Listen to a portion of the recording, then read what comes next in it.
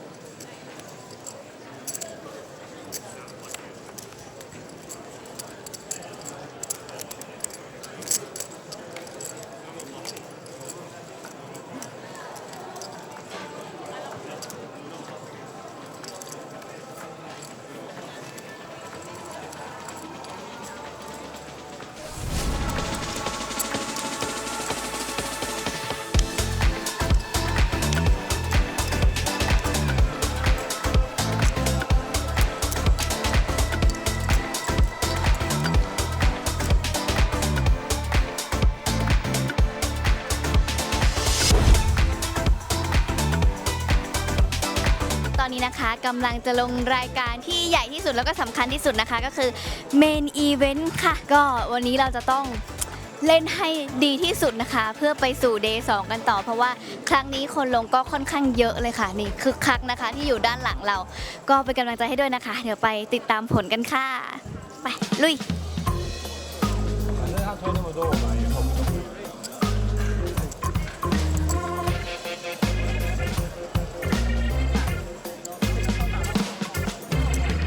สำหรับเมนอีเวนต์นะคะตอนนี้ก็แบ็คเข้า Day 2 เรียบร้อยค่ะเดี๋ยวไปแข่งกันต่อพรุ่งนี้นะคะก็สแต็กค่อนข้างเล็กๆแต่ว่าพรุ่งนี้ไม่เป็นไรก็คือไปลุยกันใหม่วันพรุ่งนี้ค่ะก็ยังมีสแต็กที่คิดว่ายังพอจะเล่นได้อยู่ค่ะก็ถือว่าน้อยกว่าเอเวอเรจแต่ว่าเรามันสายช็อตสแต็กอยู่แล้วลองทำดูหนูทำได้ค่ะฝากติดตามต่อด้วยนะคะผมแชมป์อิสระครับแล้วตอนนี้นะครับผมก็มาถึง APT ไม่ได้ลาคลาสสิกแล้วโดยวันนี้นะครับผมมาในฐานะของน้องใหม่เทหน้าตักทีมสตาร์แพลนในรอบนี้นะครับก็จะมาลงเมนอีเวนต์แล้วก็ไซด์อีเวนต์ต่างๆนะฮะความคาดหวังเลยก็คือไปให้ไกลที่สุดฮะเรียกว่าจะเล่นให้เต็มที่ฮะเล่นให้เต็มที่ให้สนุกแล้วก็พยายามที่จะตัดสินใจให้ดีที่สุดครับผมฝากเนื้อฝากตัวด้วยนะครับสวัสดีครับก็กำลังจะลงเมนอีเวนต์นะครับผมไฟล์ดีนะเพิ่งลงกระสุนแรกครับยังไม่ได้เล่นเมนเลยก็ไฟล์นี้จะค่อนข้างเทอร์โบนิดนึงมันจะเป็น30 นาทีแล้วก็40 นาทีใช่ก็ถ้าเล่นถึง10เลเวลก็จะไปถึง Day 2 นะฮะไงก็ฝากเอาใจช่วยด้วยฮะ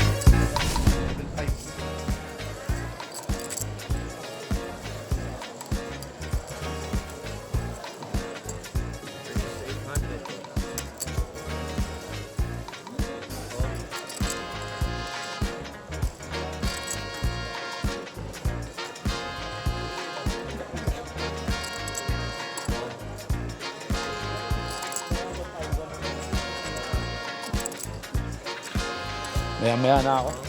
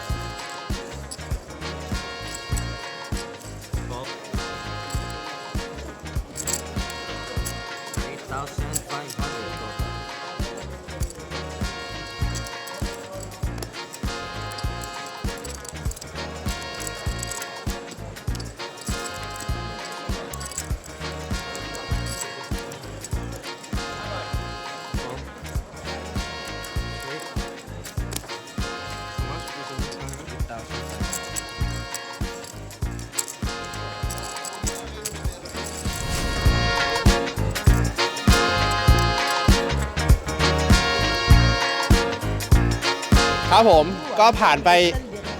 นเมนอีเวนต์ไฟล์ดีไปเบรกแรกนะฮะจาก 40,000 นะฮะก็โอ้โหขึ้นลงนะฮะลงมา 20,000 นะฮะประมาณ 20,000 นิดๆนะฮะดูงี้เพิ่งมาสมัครดีกว่าก็จะได้มี 40,000 นะฮะมาลงแต่ต้นไม่รู้ลงแต่ต้นทำไมนะฮะชิปหายไปนะครับก็จริงๆก็มีแต่แฮนด์รับผ่านด้วยแต่แฮนด์ที่ติดจริงๆแล้วไปโดนเขาใหญ่กว่านะครับแล้วก็รู้สึกวันนี้ก็จังหวะยังไม่ค่อยเข้าที่เท่าไหร่ครับส่วนมากจะไปเจอตอนะฮะทีเบ็ดไปก็โดนโฟเบ็ดอะไรอย่างนี้นะครับก็แต่ก็ยังไหวครับมันชิป 20,000 กว่าจริงๆแล้วปลายมันยังไม่ได้เยอะขนาดนั้นยังเล่นต่อได้นะครับก็เดี๋ยวลองมาดูเบรก2กันครับทุกคน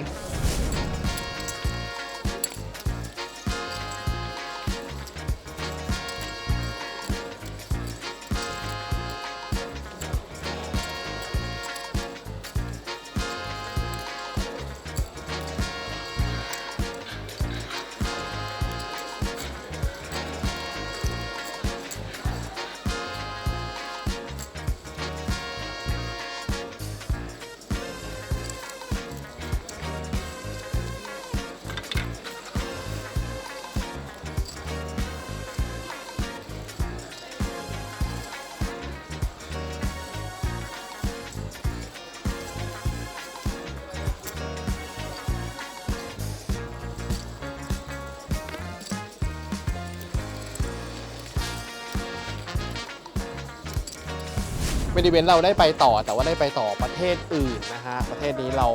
ไม่ได้ไปต่อแล้วนะครับอาจจะรอไพ่มากไปมั้งผมก็ไม่แน่ใจนะผมแต่ถ้าโดยส่วนตัวผมคิดว่ามันไม่มีไพ่เลยเล่นไม่ไหวเล่นไม่ได้ที่เบรกที่2นี่ขึ้นมาแล้วนะ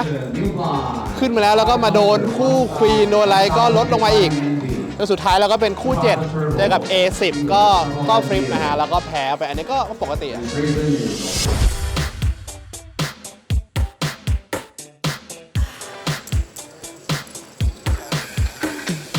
ก็เช้านี้นะคะได้จัดโต๊ะนั่งฟิชเจอร์เทเบิลค่ะแฟนๆรายการก็น่าจะได้ดูฝีมือการเล่นของฝนนะคะผ่านไลฟ์ค่ะก็มีแฮนด์ที่แบบว่าน่าตื่นเต้นก็คือแจ็คออลอินไปค่ะเจอแจ็คแล้วเราก็มีแบ็คฟัดดรอแต่ว่าไม่ติดฟัดแต่ก็ช็อปพอร์ตไปค่ะเพราะว่าแจ็คทั้งคู่แล้วก็นอกนั้นก็ไม่ค่อยมี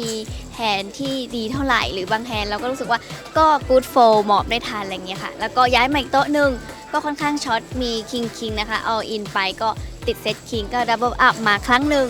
แฮนด์ถัดมาเลยค่ะ ก็ไฮแจ็คเปิดแค่2 Big Cut Off Call นะคะ Bottom 4 by เปิดเป็น Small by King Queen Suit มีประมาณ12 Big หน่อยๆ ก็เลย All in ไปค่ะ ก็ Cut Off เขาก็ call มาด้วย A Queen Off ค่ะ Flop Queen เขาก็ Dominate Kicker เราก็เลยบัสรายการ Main Event มาค่ะ ก็จริงๆ รายการนี้ก็ถือว่าค่อนข้างแฮปปี้กับการเล่นหลังจากที่แบบว่ามีแฮนด์ที่ไม่ค่อยเข้าใจแล้วก็ไปถามพี่ๆ Professional มาอะไรอย่างเงี้ยค่ะ ก็ประมาณนี้กับ Main Event ค่ะ ไม่ค่อยภูมิใจเท่าไหร่ แต่ว่าก็เต็มที่แล้วค่ะ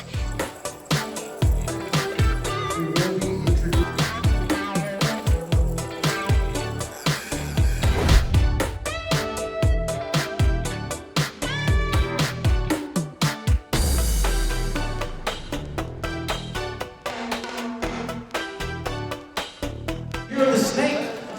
Table number 9 over here. We have all in at risk. Alari from Estonia.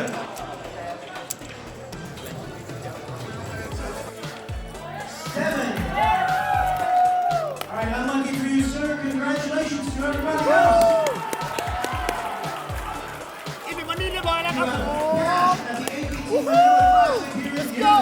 90 ก็ตอนแรกอ่ะผมบีฟอยู่ประมาณนึงแล้วก็ไปโดนแฮนด์หลายๆแฮนด์ครับ ทำให้ตอนนี้มีเหลือเท่าไหร่ครับ 4 บิ๊กไฟครับ 4 Big Buy นะ ก็ ฮะ เดทรีก็ออินครับ พร้อมในทีก็ต้อง ครับ ไม่ต้องคิดเยอะละ ใช่ครับ ไม่ต้องคิดเยอะขอ ไปถึ มี ง ไพ่อย่างเดียว ขอลุยอย่างเดียว โอเค แต่อย่างน้อยเราอินเนี่ยมันนี่ละเรามีชีวิตเข้าไปก่อนพอมันยังมีชีวิตเหลืออยู่เนี่ยก็เดี๋ยวค่อยไป อ่ะ หาเอาอินเอาค่อยไปว่ากันทีหลังค่อยว่ากันทีหลัง ครับผม ได้ครับยินดีด้วยครับ ครับผมครับ มาถึงแล้วนะครับอาเซียนโป๊กเกอร์ทัวร์ครับ APT นะครับทัวร์นาเมนต์แรกของปีนี้ที่มะนิลานะครับก็คงจะเล่นหลายๆอีเวนต์ด้วยกันนะครับโดยเฉพาะอย่างยิ่งเมนอีเวนต์ก็ต้องลงซึ่งถ้าเข้าไฟน a ลเทเบิลก็ 5 วัน แต่คิดว่าอาจจะไม่ถึงตรงนู้นนะครับก็ขอตั้งเป้าแรกว่าเป็น ITM ก่อน แล้วก็คงจะเล่นทัวร์นาเมนต์อื่นไปเรื่อยๆ ก็ติดตามกันนะครับ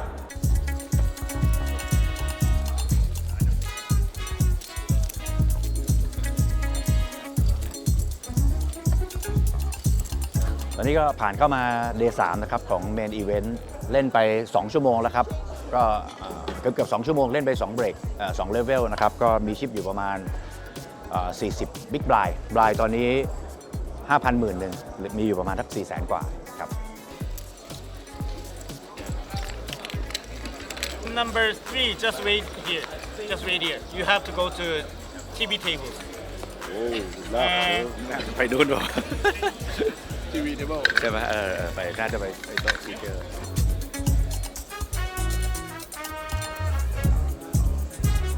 ก็เพิ่งบัสออกมาเหลือช็อตสแต็กประมาณสัก15-16 บิ๊กบลายแล้วก็ได้เอคิงเป็นคนเปิดก็เรสไป2 บิ๊กบลายแล้วก็มีที่ดีลเลอร์เขาถือคู่10เขาเอาอินกลับมาก็เลยคอแล้วก็ฟลอปมามี10เลยเขาได้เซตได้ทริปได้เซตตั้งแต่ฟลอปแล้วก็ไม่เทอร์ริเวอร์ก็ไม่มีอะไรก็น่า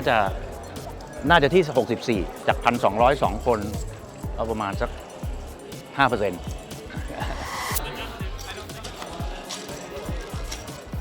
เหลือ 48 คนครับ ต้องไปเล่นเดย์โฟพรุ่งนี้นะครับ แล้วก็เหลือชิดอยู่ประมาณ 280,000 ก็ประมาณ 10 บิ๊กบาย 11 บิ๊กบายพวกนี้ครับ มีคนไทยเหลืออยู่ 5 คนฝากเชียร์ด้วยนะครับ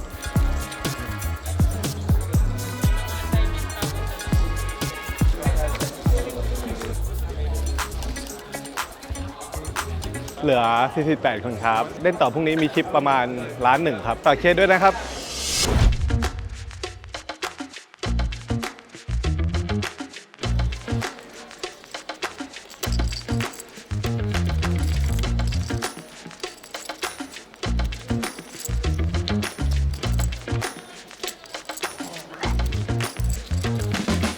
ก็ตื่นแต่เช้ามาเล่นเป็นอีเวนต์เดย์4ครับ วันนี้มาปุ๊บแฮนด์แรกครับ ก็ผมมีชิปอยู่ประมาณ 280,000 ประมาณ 10 กว่าบิ๊กไบค์10 กว่าบิ๊กไบค์นิดๆก็มีคู่แจ็คในมือครับ UTG เขาอออินมาก่อนเลย แล้วก็ผมมาคิดแป๊บนึงแล้วก็พอไปครับ แล้วก็เขาถือเอคิงผมถือแจ็คครับ แล้วก็พอเปิดมาไม่มีอะไร แล้วก็ริเวอร์ ตามคาดครับตก A ครับก็เรียบร้อยเลยครับตกแต่แห่แรกตอนนี้เหลือคนไทยอยู่ทั้งหมด4 คนนะครับฝากเชียร์กันด้วยครับ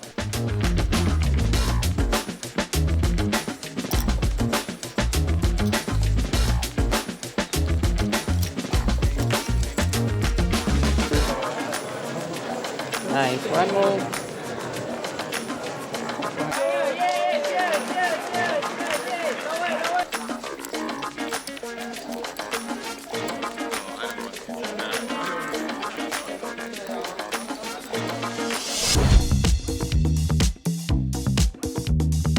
เล่นทีมอีเวนต์ครับเล่นกับแมทนะครับเป็นโปรนะครับก็คือเป็นเพื่อนคุณนัท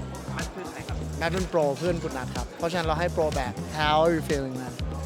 Well, I'm feeling pretty good. Every time I change tables, I come back to more chips. Yeah. Manages to double up every Yeah, time yeah, I come yeah. over, and then I lose some back, and you come and win them back. Yeah. So it's going well. we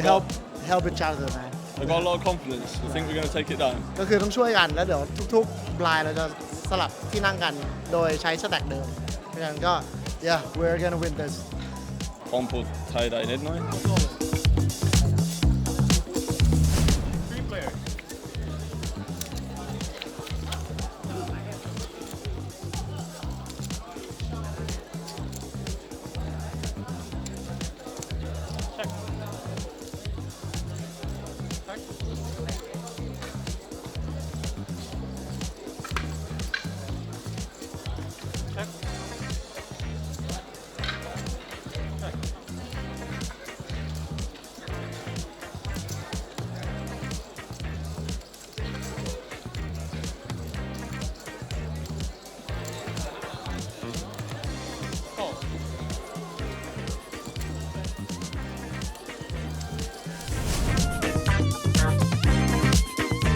นี่ก็ FT แล้วครับ 9 คนสุดท้ายทีมอีเวนต์ทั้งที่จะเดินมาเชียร์ท็อปแท็บซะงั้นถูกชักชวนโดยแมทนะครับ แมทก็บอกอ๋อลงก็ได้ ก็เลยเดินบ่ายๆแล้วก็ เฮ้ยไฟนอลเทเบิลเฉยเลย แต่โอ้โห เจอแต่คนแบบเล่นลูสแล้วแบบแรงแบบ แต่ก็ผ่านมาได้แล้วก็บิลสแต็กมาได้ นี่ตอนนี้ดีมากๆนะฮะ ดีมากๆ เมื่อกี้ผมฮีโร่คอไป ไม่รู้คอไปได้ยังไงเหมือนกัน แต่คิดว่า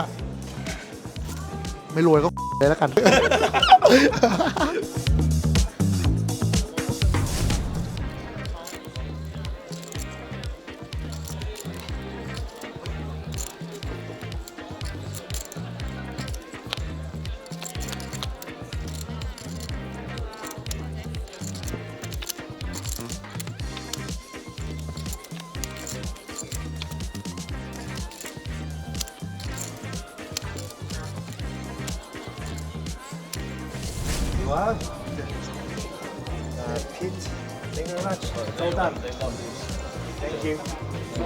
ก็เมื่อกี้เพิ่งตกมานะครับ ได้ที่ 4 นะครับ ก็ได้เงินรางวัลคู่กัน We have busted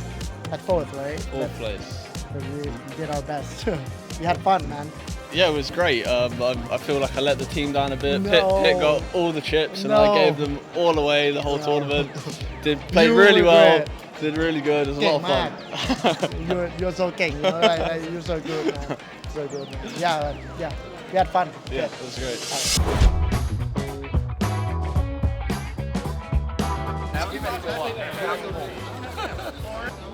ชนะนี่เข้าไปนี่ชนะอยู่ท็อปชูสี่ก่อน4ตัวเดียวเราแห้งๆเลยไม่มีใครมีบัตรด้วยสิทิศไหนก็ได้แชมป์ทิศ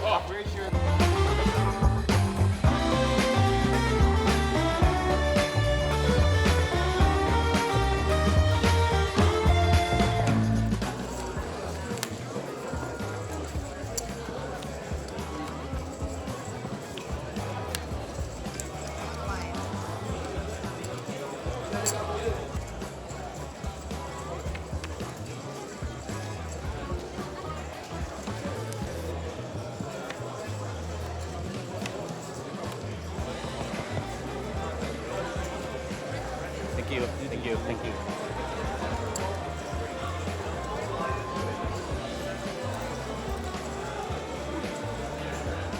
It happened quite quickly. Happened quite quickly. Queens wanted to solo then?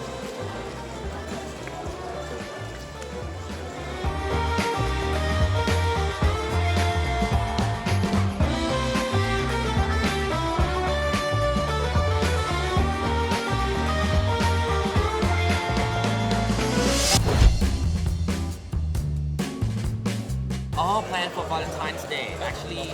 have to say I have to say sorry to ABT staff and members who loves me because I'm gonna go back to Bangkok on 13th to spend my Valentine's Day with my girlfriend. Yeah, but I'm gonna cheer up every Thai player here anyway. จะไปลง High Roller Ultra Stack Day 1 นะฮะก็จริงๆ High Roller มีทุกวันแหละแต่ว่า High Roller เนี้ยพอดีว่า Structure มันดี Structure มันเป็นบลาย50 นาทีนะครับบลายเยอะๆนานๆผมชอบนะเพราะว่าได้นั่งชิลๆไม่ต้องรีบมากนะปกติถ้าเป็นในเอเชียเนี่ยพวกแก๊งยุโรปแก๊งฝั่งอเมริกาเขาก็ไม่ค่อยมากันเนาะเพราะมันบินนานแล้วก็ฝั่งประเทศเขาอ่ะมันก็มีทัวร์นาเมนต์ให้เลือกเยอะอยู่แล้วทีนี้พอไททันมันกำลังจะมาจัดที่เจจูเนี่ยมันก็เป็นสต็อปเอเชียเนาะเขาก็เลยน่าจะมาหาที่ที่แบบมาวอร์มอัพมาแบบมาเล่นด้วยอะไรอย่างเงี้ยก็เขาก็เลยมาที่ ABT นี้ก่อนที่เขาจะไปสต็อปต่อไปของเขาถือว่าโหดแต่ก็ไม่ได้กลัวอะไรครับเพราะว่าผู้เล่นเอเชียเราก็โหดไม่แพ้กันอยู่แล้วก็ถือว่าเป็นไฮโรลเลอร์2วันที่คนน่าจะมาลงค่อนข้างเยอะนะครับผมไปเลยไฮโรลเลอร์อันเดียวของทริปนี้ let's go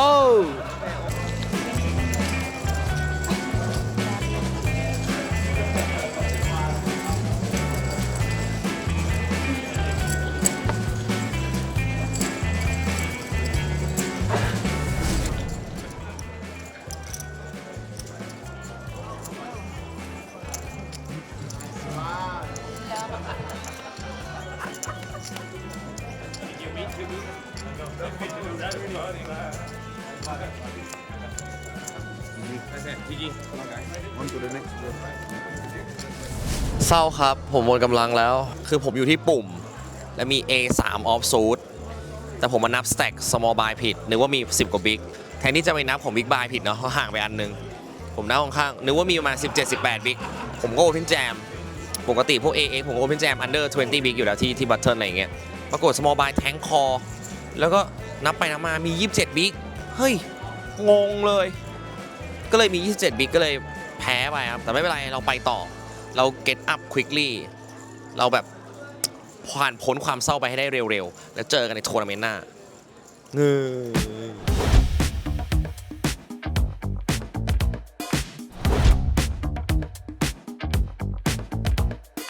ครับลง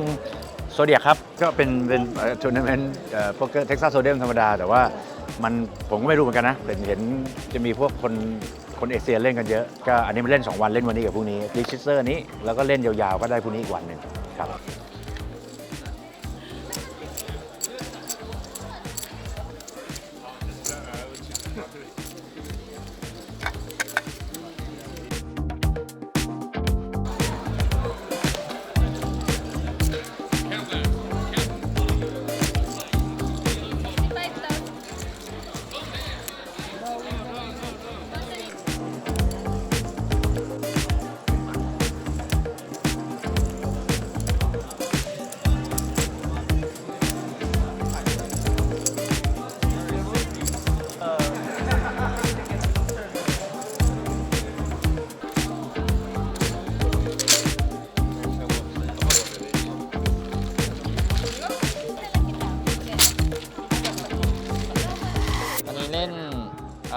โซดิแอคครับโซดิแอคเป็น today ครับอันนี้เรา back day 2แล้วครับ 282,800ก็น่าจะประมาณสัก100 กว่า big buy ใน day 2ก็เดี๋ยวเล่นพรุ่งนี้ต่อครับ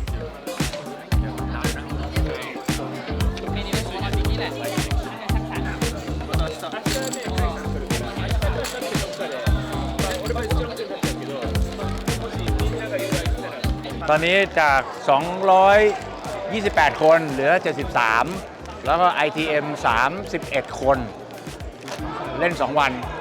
วันนี้ผ่าน Day 1เข้าDay 2พรุ่งนี้ครับสตาร์ทพรุ่งนี้สตาร์ทที่ 1,200-2,400 น่าจะซ้ำเลเวลเดิมก็เท่ากับว่ามีประมาณสักเกือบ40 บิ๊กไลน์พอสู้ได้ครับ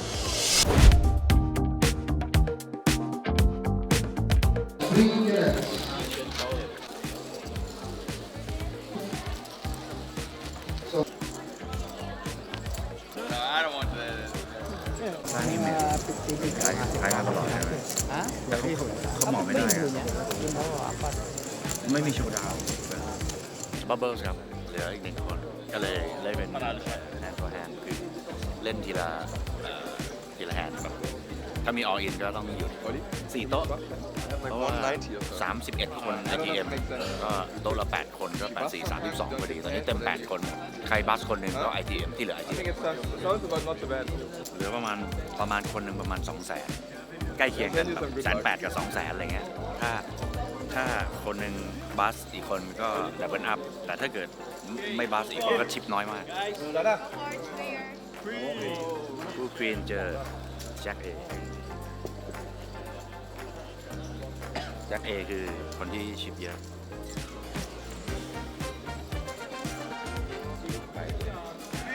เฮ้ยโอ้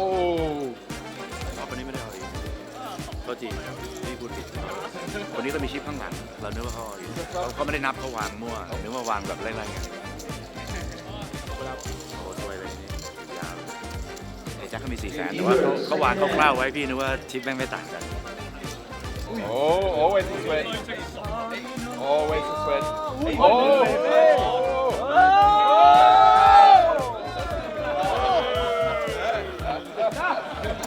ไม่มีใครเชียร์กูเองเลยก็ตอนนี้ต้นดับเบิลแล้วครับเหลืออีกคนเดียวตกครับแฮนด์ฟอร์แฮนด์อยู่ครับก็เราก็ทำการครับทำการดีครับค่อนข้างดีครับน่าจะเข้าเงินอีกเทียมครับ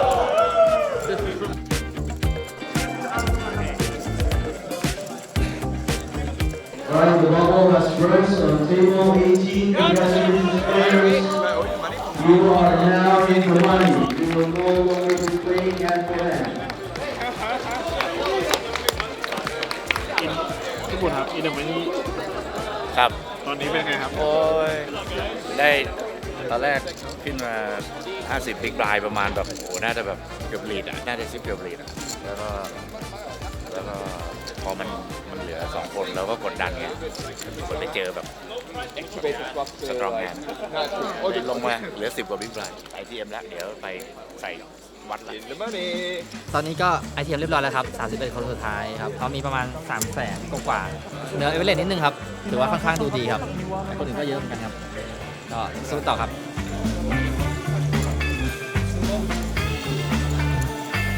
Stay here, bro. Enjoy the.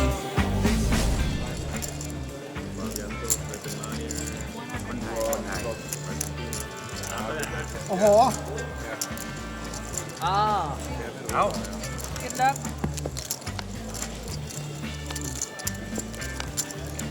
นี่ โอ้โหเอาครับพี่ มาเลย It's open เข้ามา ITM แล้วก็ตอนนี้เหลืออยู่ 29 คน แต่ว่าพอเข้าไปใหม่ๆอ่ะช่วงมันนี่จัมมันน้อยมาก เพราะฉะนั้นเนี่ยก็ใครที่ช็อตแล้วก็มีโอกาสก็อาจจะดับเบิลอัพอะไรเงี้ยทีนี้ผมอยู่ที่บิ๊กบลายแล้วก็ UTG บวก 1เ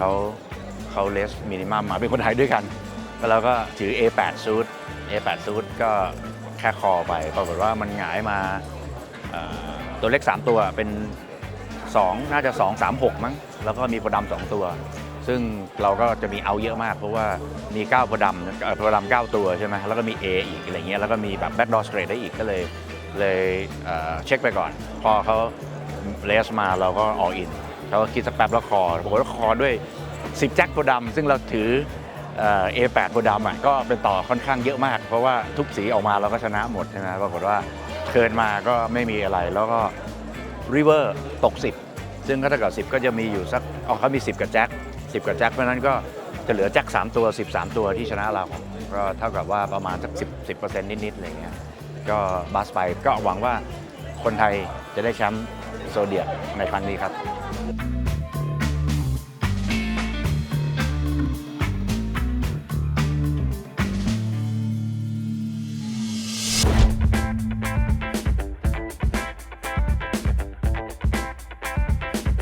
ครับผมตอนนี้นะครับก็Final Tableนะครับมีพี่ตั๊กกับพี่ปุนัทนะแล้วก็ผมเข้า3 คนต้องมีสักคนเลยฮะที่ได้ครับชิปผมน่าจะแบบดับท้ายๆหน่อยนิดนึงนะเดี๋ยวเราลุ้นกันนะครับเพื่อน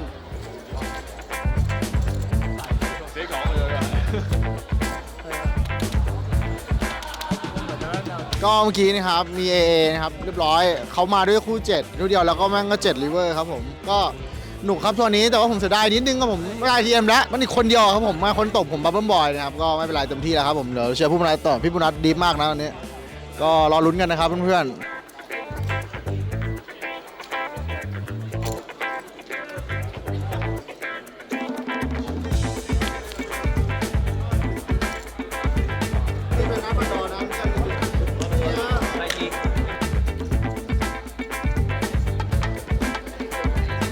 วันนี้หลังจากที่ตกเมนที่เห็นในฟีเจอร์นี่ค่อนข้างโหดร้ายอยู่ ผมลง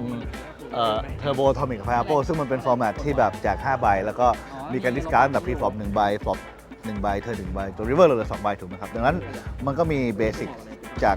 พอลิมิโนมาฮามาใช้เรื่องของ starting hand เพราะว่าเนื่องจาก5ใบจริงๆเราต้องเลือก4ใบที่ดีสุดผมก็เลยพยายามที่จะดูว่า starting hand ไหนที่ผมจะ raise pre-flop ผมจะ limp pre-flop ผมจะ all in pre-flop ได้ตัวที่ blind อย่างเงี้ยพอมา flop บนเทิร์นคราวนี้เราก็ต้องมาคำนวณว่าเราคิดว่าเขาน่าถืออะไรไพ่ไหนที่ถ้าเกิดว่าเราทิ้งโดยเพราะถ้าเกิด multi-way น่าจะเวลาติดเรากินมากกว่าก็เมื่อกี้ที่สนุกครับมันมีการบลัฟกันด้วยไพ่ที่เราทิ้งไปแล้วด้วยสมมติว่าเราแบบมี13ตัวแล้วตรงกลางมันเป็นแบบแจ็ค98อย่างเงี้ยแต่เรารู้แล้วเราทิ้ง10ไป2ตัวอย่างเงี้ยถึงแม้ว่าเราจะไม่ติดสเตรทก็ตามเราก็รู้โอกาสคอมมินสเตรทยากแล้วก็สามารถบลัฟได้ใช่ไหมซึ่งสปอร์ตแบบนี้มันก็เกิดขึ้นค่อนข้างเยอะในช่วงที่มันช็อตแฮนด์ที่ผมก็สามารถขโมยได้นิดหน่อยอย่างเงี้ยแต่ว่าถือว่าไพ่โดยเฉลี่ยผมเลือกเล่นค่อนข้างดีครับก็คือว่าเรายอมสปอร์ตที่ไม่ต้องขโมยเวลาที่อาจจะเป็นไพ่ที่กลางๆเพราะว่าเหมือนมีคนบนโต๊ะที่ตอนเขาเป็นชิปลีดเขาลูสมากผมแค่รอจังหวะที่ผมจะดับเบิลเอาจากเขาอะไรเงี้ยจนมาเฮดซับกับอีกคนหนึ่งที่ค่อนข้างพาสซีฟมาคนนี้ก็เข้าทางเลยเราก็เล่นริมปุ่มเยอะเวลามีอะไรกลางๆที่แบบคิดว่าเขาอาจจะหมอบเยอะกว่าปกติแล้วก็แจมเพื่อที่เราแบบมีสแต็กห่างกับเขาแล้วก็สุดท้ายก็ชนะได้ครับเหมือนเรามีพวกควีนเขามีคิงควีนดอกจิกซื้อ4ตอนเธอแล้วเราดอทครับก็ดีใจครับเราได้ถ้วยหนึ่งทริปนี้เป็นดีวันนี้คนไทยชนะเยอะด้วยก็วันที่ดีของคนไทยอันนี้สนุกว่าเพราะว่าผมรู้สึกมันเป็นไซด์เวย์ที่ผมเล่นผมได้เปรียบคือปกติหลายไซด์เวย์ที่ผมเล่นที่มันเป็นมิกซ์เกมอะไรเงี้ยผมรู้สึกผมเสียเปรียบเพราะว่ามันเป็นลิมิตเกมเราไม่ค่อยคุ้นเลยแต่ว่าผมมีแบ็คกราวด์โอมาฮามาก่อนและในเรื่องของการจำไพ่ดิสการ์ดไพ่ผมค่อนข้างเคยฝึกมาอะไรเงี้ยมันก็เลยทำให้รวมกับตอนสุดท้ายเป็นโฮเดมด้วยที่มันโนลิมิตด้วยมันเลยยิ่งทำให้สนุกมันมีเรื่องไอเซียมเข้ามาเกี่ยวมันก็เป็นคล้ายๆทัวร์นาเมนต์กึ่งโอมาฮาที่มันเป็นโนลิมิตมันก็สนุกดีครับจริงชอบรายการ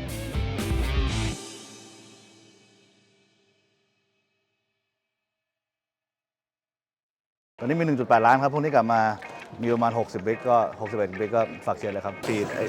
สิ่งตัวเงินที่อยากได้มาก